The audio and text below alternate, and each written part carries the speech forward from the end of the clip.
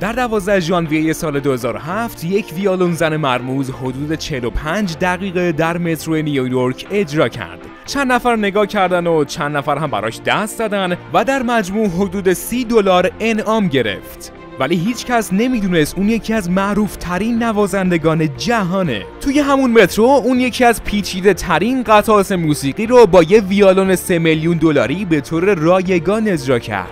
2 روز قبل اون اجرایی در بوستون داشت و 2000 بلیط رو فروخته بود. صندلی‌ها به طور میانگین $100 قیمت داشتن و به ازای هر دقیقه اجرای اون $1000 درآمد داشت. نام اون ویولون زن جاشوا بل بود، یکی از بزرگترین نوازندگان ویولون جهان. حالا به این فکر کن یک بطری آب در سوپرمارکت 15,000 تومان باشه و در باشگاه 30,000 تومان و در هواپیما 50,000 تومان. آب تغییری نکرده، تنها چیزی که عوض شده مکان اون آب است. پس اگه فکر میکنی ارزشی نداره، شاید فقط در مکان اشتباهی هستی. پس به خودت ایمان داشته باش. اگه به این مطالب علاقه داری، با همون همراه شو.